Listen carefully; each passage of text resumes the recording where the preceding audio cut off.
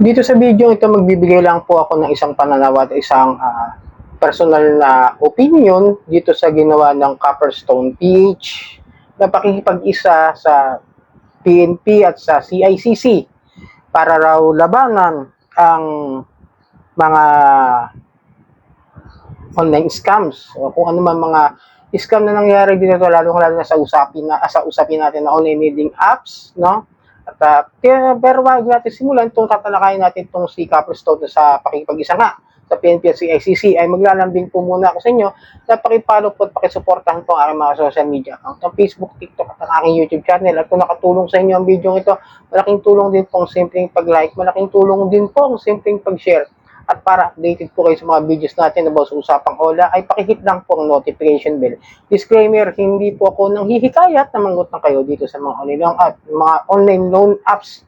Ako po ay nagbibigay lamang po ng mga payo, gabay, patnubay kung paano nyo haharapin ang mga suliranin sa mga problema dito sa mga unfair debt collections na ginagawa ng mga online loan apps at kung saan kayo maaaring dumulog at mag-report ng kaukulang reklamo laban sa kanila. At hindi po ako abogado, no?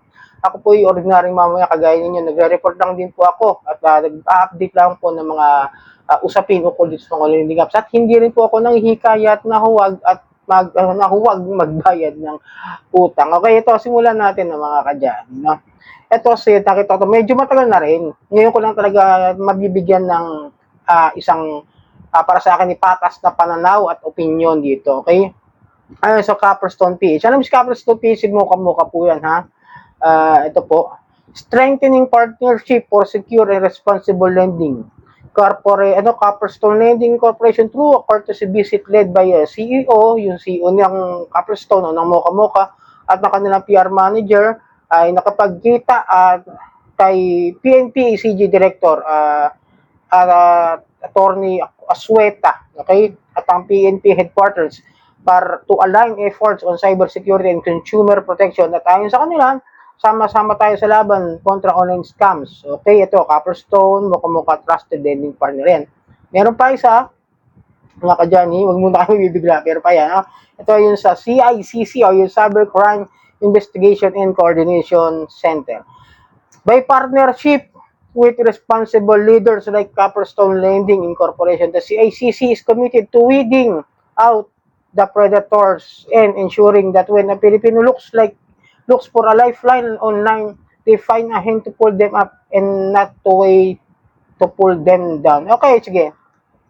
Wala naman po masama, no? Tama naman. Para sa akin, labanan yung mga online loan scams na ganyan, mga paglabag sa mga karapatan ng mga borrower. Siyempre. Pero medyo, ang weird. Na-weirduhan lang po ako na parang ang cringe para sa akin. Na-cringe lang talaga. Kasi, ito ko si Copperstone o si Mocha is one of the most complained ng mga online lending apps in my opinion sa pagre-research ko at sa pagpunta-punta sa mga mass filing sa PNP anti-cybercrime at sa PAOK. Okay, malinaw ha, lagi ko siya nakikita na maraming complaints, okay? At paalala ko lang din, ang issue natin dito kay Copperstone, hindi naman itong ginagawa nila ngayon. Ang issue natin dyan is yung mga paglabag nga sa karapatan ng mga borrower. Na which is, naging dahilan para sila ay ma-revoke. Pero linawin ko lang sa video, ito baka maasan tayo. Hindi po tayo naninira ng mga online lending apps sa mga online loan apps. Ako po ay nagbibigay lamang po ng mga awareness in good faith. At hindi ito paninira, kundi pagbibigay lamang po ng awareness sa mga borrower na maging maingat sa pagutang sa mga OLA. Ito yung ginagawa ng Copperstone is para sa akin, wala namang problema, paglapit para humingi ng pagtulong o makitulong o makapagtulungan, tamang word, makapagtulungan sa mga ahensya ng gobyerno. Pero yun nga, ulitin ko, na-revoke itong si Copperstone dahil sa paglabag sa Truth in Lending Act at sa unfair debt collection practices noong 2024. Diba? Tapos tuloy pa rin po yung kanilang operation that time. Malilunawin ko lang ha. Okay, tapos yung mga nakita ko nga, yung mga videos ko sa mga ginawa ko previously na yung Facebook page nila noon, yung Mocha is nagpo-post nga dati. And then, after ko na na-expose noon, dito sa ating channel, mga kadyani, isa-isa na po nawala yung mga post nila at yung mga Facebook page nila ay parang nag-iba. Medyo siguro tumatalima doon sa rules and regulations at hindi na lumalabag sa tawag doon sa unfair calculation practices. Medyo na ano naman, nawala talaga siya. As in, doon ako natuwa dahil parang pinapanood nila ako. Maaari yan, kaya ganyan.